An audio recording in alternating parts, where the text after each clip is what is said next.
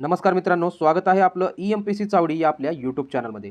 मित्रांनो, आजच्या व्हिडिओमध्ये आपण पाहणार आहोत वनरक्षक भरती 2023 संबंधित आवश्यक कागदपत्राची सूची। तर मित्रांनो, व्हिडिओ शेवटपर्यंत पहा।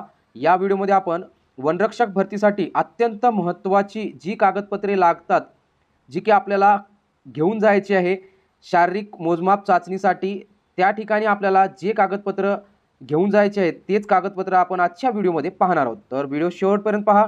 चॅनलला जर नवीन असेल तर मित्रांनो चॅनलला सबस्क्राइब करून घ्या, कारण असेच व्हिडिओ आपल्याला इथे पाहायला मिळतात। चला तर पाहूयात यामध्ये काय दिलेले आहे। पहा मित्रांनो, यामध्ये पाहू शकता जे की महाराष्ट्र फॉरेस्ट डिपार्टमेंट आहे त्यांच्याकडून मित्रांनो जाहीर केलेले होतं। म्हणजे पहा, ज्या उमेदवारांना 45% पेक्षा जास्त गुण आहेत त्या सर्व उमेदवारांना काय शारीरिक चाचणी व कागदपत्र तपासणीकरिता बोलविल्या जाईल। तर मित्रांनो, 54 गुणांच्या पुढे गुण असणाऱ्या सर्व उमेदवारांना काय शारीरिक व कागदपत्र तपासणीकरिता पात्र असतील असे या ठिकाणी दिलेले आहे। म्हणजे 54 गुण ज्या विद्यार्थ्याला 54 गुणांच्या समोर आहेत त्या विद्यार्थ्यांना काय शारीरिक चाचणी त्याचबरोबर कागदपत्र तपासणीसाठी बोलवले जाईल व ते पात्र राहतील। तर मित्रांनो, यामध्ये पुढे आणखी काय दिलेले आहे पहा, थोडक्यात माहिती आहे ही। तर मित्रांनो, प्रत्येक जिल्ह्याची या माहितीनुसार मित्रांनो प्रत्येक जिल्ह्याची काय मेरिट लिस्ट लागलेली आहे। वनरक्षक पदाची जी मेरिट लिस्ट लागलेली आहे त्यामध्ये काय 54 गुणांच्या पुढे ज्या विद्यार्थ्यांना गुण असतील ते उमेदवार काय शारीरिक चाचणीसाठी आणि कागदपत्र तपासणीसाठी पात्र झालेले आहेत। तर पुढे पाहूयात कागदपत्र काय काय आहे त्यासाठी। तर मित्रांनो, या ठिकाणी पहा, वनरक्षक भरती 2023 साठी आवश्यक कागदपत्राची सूची। आपल्याला हे जे कागदपत्र आहेत म्हणजे आपले डॉक्युमेंट हे कंपल्सरी आहेत मित्रांनो। यातील एकही डॉक्युमेंट जर आपल्याकडे जर नसेल तर आपल्याला तेथे अपात्र करण्यात येईल। म्हणजे आपल्याला कशाच प्रकारची काय चाचणी तिथे घेतली जाणार नाही। त्यामुळे पुढे पहा, कागदपत्र तपासणीसाठी आपल्याला काय पुढील जे डॉक्युमेंट आहेत ते अत्यावश्यक आहेत मित्रांनो। लक्ष देऊन पहा काय आहेत ते। ओळख पटवण्याकरिता पहा, ओळख पटवण्याकरिता आधार कार्ड पाहिजे आपल्याकडे आणि पॅन कार्ड, त्याचबरोबर निवडणूक ओळखपत्र यापैकी कोणतेही एक पाहिजे। जर यापैकी एक नसेल, घाई गडबडीमध्ये आपण जर विसरलो तर आपल्याला तेथे अपात्र केले जाईल, याची दक्षता घ्या। आधार कार्ड, पॅन कार्ड आणि निवडणूक ओळखपत्र। आणि मित्रांनो, पुढे पहा 2 नंबरचा मुद्दा। तर उमेदवाराने ऑनलाईन भरलेल्या काय अर्जाची प्रत आणि अलीकडच्या काळातील कलर 3 फोटो, म्हणजे 3 कलर फोटो पाहिजेत। लेटेस्टमधले 4, 5, 6 वर्ष पुराणे किंवा जुने फोटो घेऊन जाऊ नका। लेटेस्ट फोटो काढून आपण ते घेऊन जायचं आहे, लक्षात ठेवा। पुढचा मुद्दा पहा। तर मित्रांनो, 3 नंबरचा मुद्दा पहा, जन्मतारखेचा दाखला TC पाहिजे आपल्याकडे काय। त्याच नंतर पुढे पहा, जन्मतारखेचा दाखला म्हणजे TC, त्यानंतर SSC 10वीचे प्रमाणपत्र, त्याचबरोबर HSC 12वीचे प्रमाणपत्र काय पुरावा म्हणून। तर लक्षात ठेवा, हे पण डॉक्युमेंट घेणं गरजेचं आहे। पुढचा मुद्दा पहा मित्रांनो, 4 नंबरचा, उच्च माध्यमिक शालांत परीक्षा प्रमाणपत्र। पुढे काय दिलेलं आहे पहा, 12वी विज्ञान, गणित, भूगोल पहा किंवा अर्थशास्त्र या विषयासह उत्तीर्ण केलेली असावी।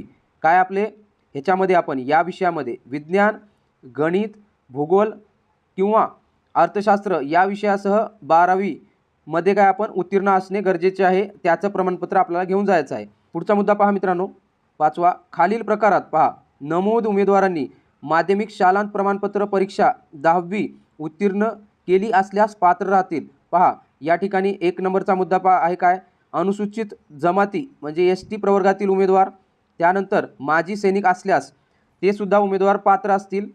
त्यानंतर 3 नंबरचा पहा मुद्दा, नक्षलवाद्यांच्या हल्ल्यात मरण पावलेले किंवा गंभीर जखमी झालेले वन खबरे व त्याचबरोबर वन कर्मचाऱ्यांचे काय पाल्य असलेल्या तर मित्रांनो यांना काय पात्रता आहे या ठिकाणी लक्षात घ्या। 10वी उत्तीर्ण केली असल्यास त्यांना या ठिकाणी सवलत देण्यात आलेली आहे, लक्षात घ्या। जर आपल्याकडे नमूद केलेली असेल आणि आपण जर या कॅटेगरीमध्ये आलेला असाल तर पुढे पाहूयात। पुढचा मुद्दा पहा 6वा, मागासवर्गीय उमेदवारांचे बाबतीत काय जातीचे प्रमाणपत्र, कास्ट सर्टिफिकेट पाहिजे आपल्याकडे। तर जातीचे प्रमाणपत्र हे सुद्धा कंपल्सरी आहे, यातील एकही कागदपत्र आपण विसरू नका, लक्षात घ्या। त्याचबरोबर मागासवर्गीय उमेदवारांचे बाबतीत जात वैधता प्रमाणपत्र लक्षात घ्या। जात वैधता प्रमाणपत्र, कास्ट व्हॅलिडिटी लक्षात घ्या, हे पण पाहिजे। पुढचा मुद्दा पाहूयात। तर 8व्या क्रमांकाचे जे डॉक्युमेंट आहे ते पहा, नॉन क्रिमिलियर प्रमाणपत्र वैधता 2024 पर्यंत असावी मित्रांनो, हे लक्षात घ्या. त्यानंतर महाराष्ट्राचे आदिवासी प्रमाणपत्र डोमासाईल रहिवासी प्रमाणपत्र म्हणतात, तर हे सुद्धा अत्यंत आवश्यक प्रमाणपत्र आहे. जर तुम्ही काढलं नसेल, काही नवीन विद्यार्थी या परीक्षेमध्ये येतात तर त्यांना माहिती नसेल, तर हे सुद्धा असणं गरजेचं आहे मित्रांनो. पुढचा मुद्दा पहा, 10व्या क्रमांकाचे डॉक्युमेंट. यामध्ये 10व्या क्रमांकाचे डॉक्युमेंट पहा, आर्थिकदृष्ट्या दुर्बल घटकातील उमेदवारांचे प्रमाणपत्र म्हणजे EWS प्रमाणपत्र असणे आवश्यक आहे. 11व्या क्रमांकाचं पहा मित्रांनो डॉक्युमेंट काय आहे, तर 11व्या क्रमांकाचं डॉक्युमेंट पहा मित्रांनो, खेळाडू असल्यास क्रीडाविषयक विहित अर्हता धारण करीत असल्याबाबत विभागीय उपसंचालक यांनी प्रमाणित केलेले पात्र खेळाचे प्रावीण्य प्रमाणपत्र म्हणजे स्पोर्ट्समन म्हणून आपण काय आपले प्रमाणपत्र असणे आवश्यक आहे. जर असल्यास त्या कॅटेगरीमधून आपल्याला तेथे सवलत व आपल्याला त्या ठिकाणी हे प्रमाणपत्र घेऊन जायचं आहे.